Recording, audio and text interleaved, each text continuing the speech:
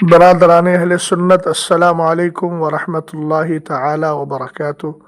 حامدا و مصلیا و مسلما، اما بعد، فاعوذ باللہ من الشیطان الرجیم، بسم اللہ الرحمن الرحیم۔ قل بفضل اللہ وبرحمتہ فبذلک فلیفرحوا هو خیر مما یجمعون۔ صدق اللہ العظیم۔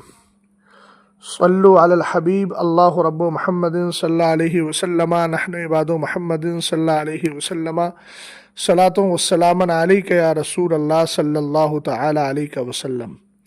حشر تک ڈالیں گے ہم پیدائش مولا کی دھوم، مثل فارس نجد کے قلعے گراتے جائیں گے۔ آپ حضرات کو 1500 سالہ جشن عید میلاد النبی بہت بہت مبارک ہو۔ اللہ تعالیٰ قرآن میں ارشاد فرماتا ہے، محبوب کہیے کہ اللہ کے فضل اور اس کی رحمت پر لوگوں کو چاہیے کہ خوشی منائے۔ خوشی مناتے ہیں ہوا خیر مما یجمعون، تو ان کا یہ خوشی منانا ان کے تمام تر مالوں کو جمع کرنے سے کہیں بہتر ہے، چونکہ ساری کائنات، ساری دولت، سارا دھن، یہ سب مصطفیٰ کریم علیہ الصلاۃ والسلام کے صدقے میں ملا ہے۔ امام اہل سنت فرماتے ہیں، لا ورب العرش، جس کو جو ملا ان سے ملا، بٹتی ہے کونین میں نعمت رسول اللہ کی۔ جشن عید میلاد النبی پر خوشی کس کو ہوتی ہے اور غم کون مناتا ہے؟ اس پر دو روایتیں پیش کر کر اپنی گفتگو کو مختصر کر دیتا ہوں اور اختتام تک پہنچا دیتا ہوں۔ رسول کریم صلی اللہ تعالی علیہ وسلم کی آمد پربہار پر غم شیطان کو ہوا تھا، اور آج اس کی ذریت اسی پر کاربند ہے۔ کبھی بدعت کا نام لے کر، کبھی تاریخ کے اختلاف کو لے کر دل میں جو بغض اور کینہ ہے اس کو وہ آئے دن ظاہر کرتی رہتی ہے، لیکن ہمیں اسے فرقہ باطلہ سے کچھ لینا دینا نہیں۔ ہم عشق کے بندے ہیں، کیوں بات بڑھائی ہے؟ رسول کریم صلی اللہ تعالیٰ علیہ وسلم کی پیدائش پر غم کس نے منایا؟ حضرت بقی ابن مخلد اپنی تفسیر میں ارشاد فرماتے ہیں، ان ابلیس رنا 4 رنات، شیطان کو 4 بار رونا آیا تھا۔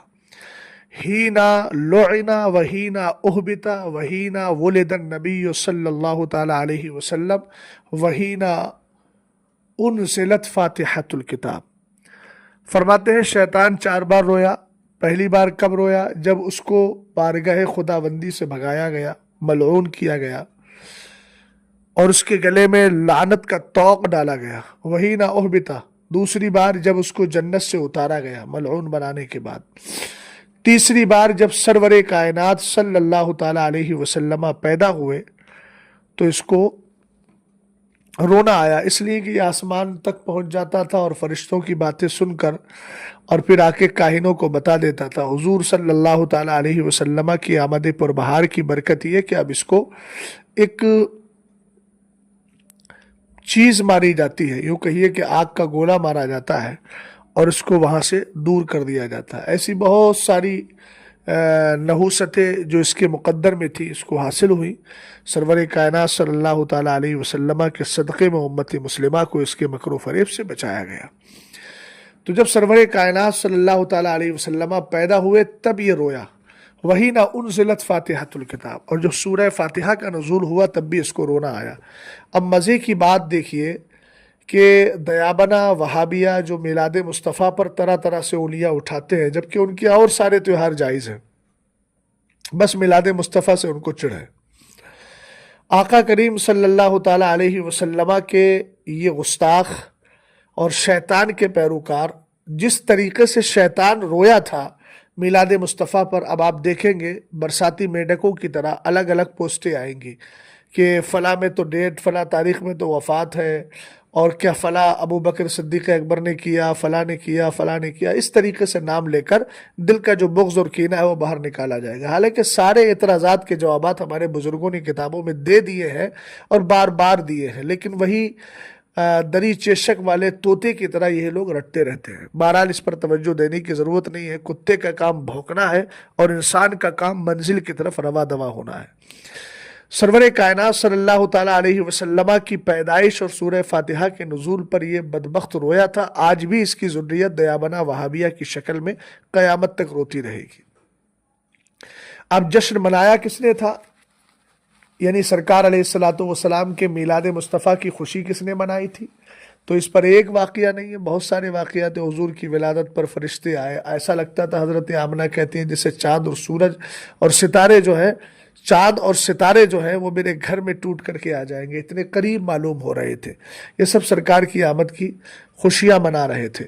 خود اللہ رب العزت ارشاد فرماتا ہے من اجلک استح البطحا وارفع السماء وامرج الماء واجعل الثواب والعقاب والجنت والنار، محبوب میں تیری خاطر ہی یہ آسمان کا شامیانہ بلند کر رہا ہوں، تیری خاطر ہی میں زمین کا فرش بچھا رہا ہوں، اور تیری خاطر میں نے دریا سمندروں میں پانی کو جاری کیا ہے۔ تو یہ اللہ رب العزت نے اظہار محبت یوں فرمایا۔ اور سرور کائنات صلی اللہ تعالیٰ علیہ وسلم کے میلاد پر ہم لوگ نہ کوئی رقص و سرور کرتے ہیں، اگر اس طرح کی کوئی خلاف شرع کام ہوتا ہے تو جس طرح جشن عید میلاد النبی کے جلوس میں وہ ناجائز و حرام ہے، اسی طرح گھروں کے اندر بھی ناجائز و حرام ہے۔ تو خراب چیز کو دور کیا جاتا ہے، نہ کہ اصل چیز کو منع کر دیا جائے۔ مسجدوں میں اگر لوگ شور مچانے لگے تو اس کا یہ مطلب نہیں ہے کہ مسجد سے ہی لوگوں کو روک دیا جائے اور کہا جائے نہ نماز پڑھنے مت جانا، وہاں لوگ جو ہے شور مچاتے ہیں، نہ، بلکہ اس گندگی کو دور کیا جائے گا اور مسجدوں کو پاک رکھا جائے گا۔ رسول کریم صلی اللہ تعالیٰ علیہ وسلم کے ایک صحابی ہے، میلاد کہتے کس کو ہے؟ سرکار کے تذکرے کو کہتے ہیں۔ حضور کی ولادت سے لے کر وفات تک کے سارے واقعات کا تذکرہ کرنا یہ میلاد میں ہوتا ہے۔ حضور کے محاسن بیان کرنا قرآن نے بیان کیے، حضور علیہ الصلوۃ والسلام کا ذکر کرنا قرآن نے ذکر کیا۔ تو یہ کون سی بدعت ہو گئی اور یہ کون سا گناہ ہو گیا؟ حضرت ابو دردہ رضی اللہ تعالیٰ عنہ ایک صحابی ہے، نبی دردہ انہ مر مع النبی صلی اللہ تعالیٰ علیہ وسلم الى بیت عامر الانصاری وکان یعلم وقائع ولادته لابنائی وعشیرته ویقول هذا اليوم فقال النبی صلی اللہ علیہ وسلم ان اللہ تعالی قد فتح لك ابواب الرحمہ والملائکۃ یستغفرون لك ومن فعل فعلك نجا نجاتک۔ حضرت ابو دردہ فرماتے ہیں میں سرکار علیہ السلام کے ساتھ گیا، حضرت عامر انصاری کے گھر گیا، دیکھا وہ اپنے بچوں اور خاندان کے لوگوں کو جمع کر کے حضور کی پیدائش کے واقعات سنا رہے تھے اور ان کو واقعات سکھا رہے تھے۔ سرور کائنات صلی اللہ تعالیٰ علیہ وسلم نے ان کی گفتگو کو سن لیا۔ میرے نبی نے ارشاد فرمایا بے شک اللہ نے تمہارے لیے رحمت کے دروازوں کو کھول دیا ہے اور فرشتے تمہارے لیے بخشش کی دعائیں کر رہے ہیں، اور جو تمہاری طرح کرے گا اس کو ایسی ہی کامیابی ملے گی جیسے اللہ نے تمہیں کامیابی سے ہمکنار کر دیا ہے۔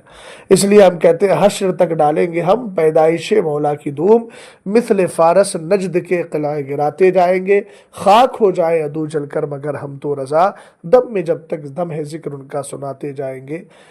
نثار تیری چہل پہل پر ہزاروں عید ربیع الاول سوائے ابلیس کے جہاں میں سبھی تو خوشیاں منا رہے ہیں۔